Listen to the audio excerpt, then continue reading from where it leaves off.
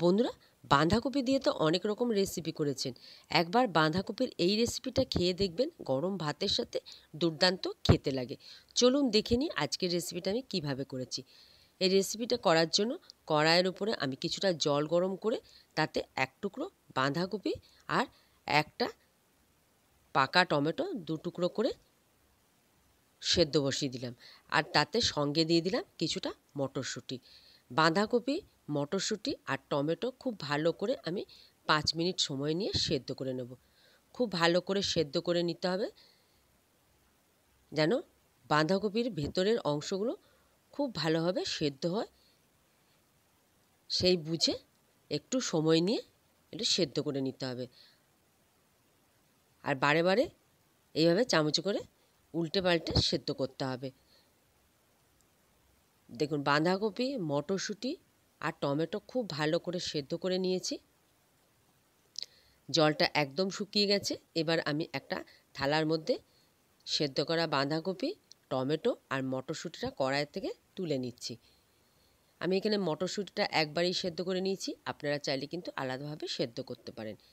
একটু ঠান্ডা করে নিয়ে আমি প্রথমে মটরশুঁটিগুলো থেকে মটরগুলো ছাড়িয়ে নেব।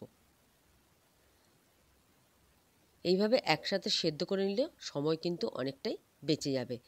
সমস্ত মটরশুঁটি থেকে শুঁটিগুলো আমি ছাড়িয়ে রেখে দিচ্ছি অন্য একটা বাটির মধ্যে।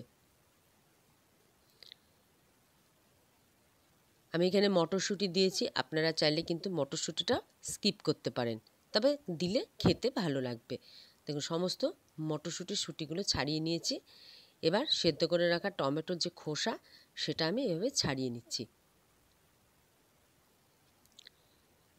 আমি এখানে একটা টমেটোর ব্যবহার করেছি, আপনারা চাইলে টমেটোর পরিমাণটা বাড়িয়ে দিতে পারেন, তাতে খেতে আরও বেশি ভালো লাগবে। এবার আমি সেদ্ধ করা বাঁধাকপি আর সেদ্ধ করা টমেটোটা হাতের সাহায্যে একটু ম্যাশ করে নেব। আমি এখানে হাতের সাহায্যে ম্যাশ করেছি, আপনারা চাইলে ম্যাশার দিয়েও ম্যাশ করতে পারেন বা ছুরি দিয়েও ছোটো ছোটো কুচি কুচি করে কেটে নিতে পারেন। টমেটো আর সেদ্ধ করা বাঁধাকপি খুব ভালো করে আমি ম্যাশ করে নিচ্ছি। একটু গোটা গোটা রাখবো, আপনারা চাইলে একদম পুরো ভালোভাবে ম্যাশ করে নিতে পারেন। ম্যাশ করা হয়ে গেছে টমেটো আর বাঁধাকপি। এবার চলুন রান্নায় যাওয়া যাক।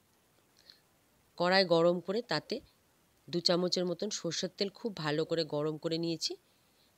সর্ষের তেলটা গরম হয়ে গেছে, তাতে দিয়ে দিলাম 1 চামচ কালো জিরে আর দিয়ে দিচ্ছি 2টো শুকনো লঙ্কা। এই শুকনো লঙ্কাগুলো আগে ভেজে আমি একটু তুলে এক সাইডে রেখে দেবো, এটা পরে আমার কাজে লাগবে। শুকনো লঙ্কা 2টো তুলে রাখলাম।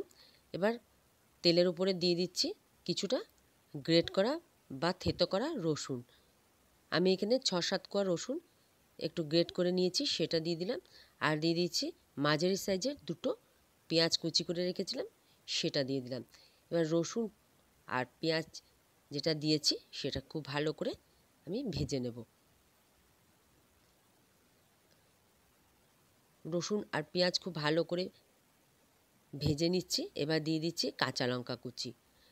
আমি এখানে 2টো কাঁচা লঙ্কা কুচি করে রেখেছিলাম, সেটা দিয়ে দিলাম। আর দিয়ে দিলাম একটা ছোট টমেটো টুকরো করে কেটে রেখেছিলাম, সেটাও দিয়ে দিলাম। আমি এখানে 2 রকমভাবে টমেটো ব্যবহার করেছি, আপনারা ইচ্ছা করলে যে কোনো একরকমভাবেই ব্যবহার করতে পারেন। কাঁচা টমেটো এভাবে কেটেও রান্নাটা করতে পারেন বা সেদ্ধ করেও করতে পারেন।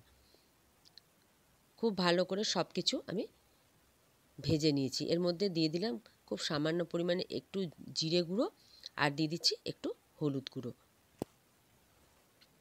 আর দিয়ে দিচ্ছি কাঁচা পাকা লঙ্কা বেটে রেখেছিলাম, সেই কাঁচা পাকা লঙ্কা বাটা 1 চামচের মতন দিয়ে দিলাম। ঝালের পরিমাণটা আপনারা আপনাদের পছন্দ মতন কম বেশি করে দেবেন। খুব ভালো করে মশলা, পেঁয়াজ, রসুন, টমেটো ভেজে নিলাম। এবার দিয়ে দিচ্ছি স্বাদ মতন লবণ। লবণ খুব বেশি দেওয়ার দরকার নেই, কেন এটা রান্নাটা করার পর অনেকটা শুকিয়ে আসবে, তাতে লবণটা বেশি লাগলে মুখে খেতে ভালো লাগবে না। লবণ দিয়ে আবারও নাড়াচাড়া করে দিয়ে আমি যে বাঁধাকপি আর টমেটোটা ম্যাশ করে রেখেছিলাম সেটা দিয়ে দিলাম। খুব ভালো করে মশলার সাথে বাঁধাকপি আর টমেটো আমি ভেজে নেব। যত ভালো করে শুকনো শুকনো করে এটা ভাজা হবে ততই কিন্তু খেতে ভালো লাগবে। এই পর্যায়ে দিয়ে দিচ্ছি সেদ্ধ করে রাখা মটরশুঁটিগুলো, আর দিয়ে দিচ্ছি খুব সামান্য পরিমাণে একটু চিনি। এই চিনিটা অবশ্যই দিতে হবে, তাহলে এই রান্নাটা বা রেসিপিটা খেতেও ভালো লাগবে আর নুন মিষ্টির স্বাদটা ব্যালেন্সটা ঠিক থাকবে। খুব ভালো করে আমি সব কিছু ভেজে নেব। একটু সময় নিয়ে এইভাবে পেতে পেতে খুব ভালো করে বাঁধাকপি, মটরশুঁটি আর টমেটো আমি এইভাবে ভেজে নিচ্ছি। এই পর্যায়ে দিয়ে দিচ্ছি বেশ কিছুটা ধনেপাতা কুচি। ধনেপাতা কুচি দিয়ে আবারও নাড়াচাড়া করে একদম শুকনো শুকনো করে নেব। এই রান্নাটা যত শুকনো শুকনো হবে রান্নাটা ততই কিন্তু খেতে ভালো লাগবে। আর কড়াইয়ের মধ্যে যদি একটু এভাবে লেগে যায়, পোড়া পোড়া গন্ধ ওঠে, তাহলে কিন্তু খেতে বেশ ভালো লাগবে। খুব ভালো করে আমি একটু পোড়া পোড়া করে নিয়ে আমি রান্নাটা করে নিচ্ছি। গ্যাসের ফ্লেমটা লোতে রেখে এইভাবে পেতে পেতে ভাজা ভাজা করে নিতে হবে। এই পর্যায়ে দিয়ে দিলাম 1 চামচ মতন কাঁচা সর্ষের তেল। এতে এই রান্নাটার মধ্যে যে কাঁচা সর্ষের তেলের যে গন্ধ, যে ঝাঁঝ, তাতে খেতে আরও ভালো লাগবে। দেখুন সব কিছু খুব ভালো করে পোড়া পোড়া করে আমি ভেজে নিয়েছি। রান্নাটা আমার একদম কমপ্লিট হয়ে গেছে। আমি এবার একটা প্লেটের মধ্যে তুলে নিচ্ছি। গরম গরম এই বাঁধাকপির ভর্তা, গরম ভাতের সাথে বাঁধাকপির এরকম ভর্তা থাকলে বন্ধুরা আর কিছু লাগে না।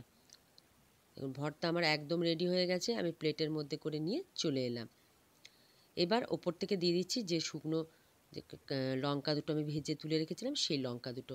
গরম ভাতের সাথে এই বাঁধাকপির ভর্তা, তার সাথে এরকম ভাজা শুকনো লঙ্কা থাকলে এক থালা ভাত কিন্তু নিমেষের মধ্যে শেষ হয়ে যাবে। বন্ধুরা, আজকের এই দুর্দান্ত স্বাদের বাঁধাকপির ভর্তার রেসিপিটা নিশ্চয়ই আপনাদের ভালো লেগে গেছে। ভালো লাগলে লাইক করবেন, শেয়ার করবেন। আপনারাও এইভাবে একবার বাঁধাকপির ভর্তা রান্না করে খেয়ে দেখুন, খেতে কিন্তু অসাধারণ লাগে। যারা নতুন বন্ধু আছেন তাদের কাছে অনুরোধ রইল, আজকের বাঁধাকপির ভর্তার রেসিপি ভালো লাগলে চ্যানেলটাকে সাবস্ক্রাইব করে পাশে থাকবেন।